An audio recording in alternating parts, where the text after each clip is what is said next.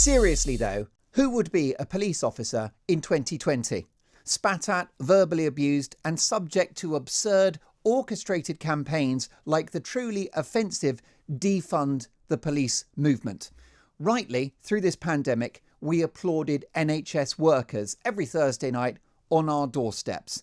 But as I said on this show early in the summer, where was the applause for our other heroes of the pandemic, in particular, the police, who really have drawn the short straw when it comes to this coronavirus pandemic? How so?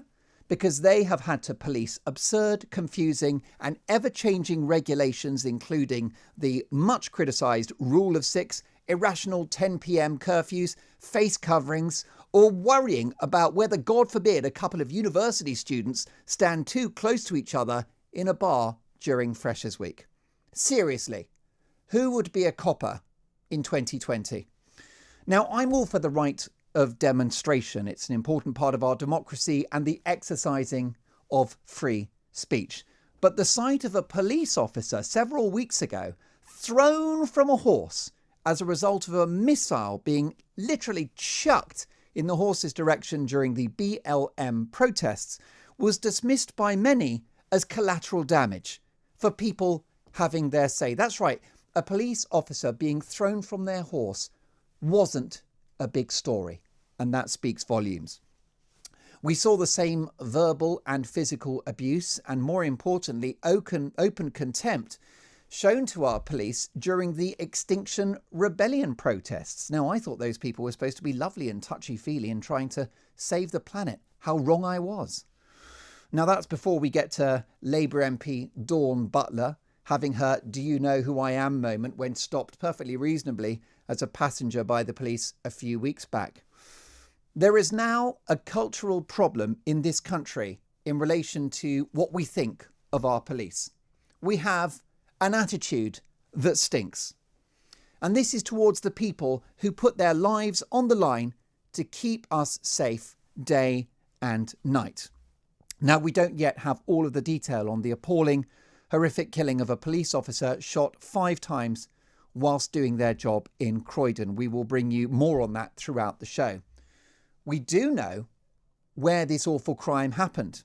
Was it in a back alley or in a basement drug den? Oh no, it happened inside a police facility in a custody suite where alleged criminals, many of them dangerous, are held and detained. How could it be that the inside of a police facility is anything but the safest environment for an officer of the law?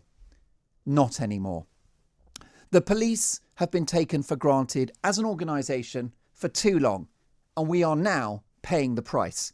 Suffering unprecedented and sustained cost-cutting as a result of austerity, the police service took it on the chin in the early 2010s, cutting their cloth and losing tens of thousands of officers along the way. God forbid that we should reduce funding for our beloved NHS or our schools and other parts of the public sector that are politically untouchable.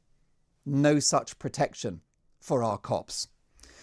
The police just aren't very fashionable, are they, as a political cause? They don't get our support, they get our vilification, and they get taken for granted.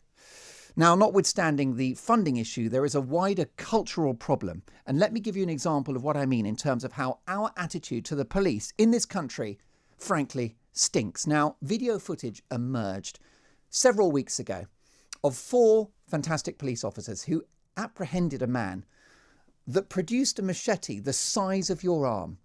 God only knows what he would have done with that machete if he'd gone free, but he was apprehended. Fantastic. But for their pleasure, those 4 police officers were yelled at and harangued by members of the public, passers-by. And why were they being castigated? Because the cops, wait for it, weren't wearing a mask.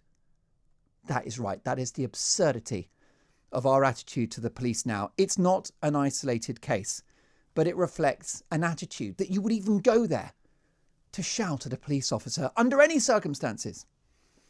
It's like an officer being thrown from the horse during a protest, as I've mentioned, and officers daily being laughed at, spat at, and verbally and physically abused. It's become acceptable. It's become the norm, but it's not on. So we need to make sure that the police are at the front of the queue when it comes to future funding, whenever this country has money again. Good luck with that.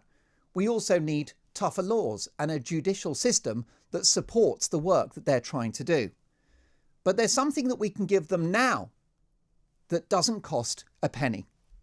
And that is our respect, our support, our love, and our appreciation and thanks. We've got the best cops in the world. Long may it continue.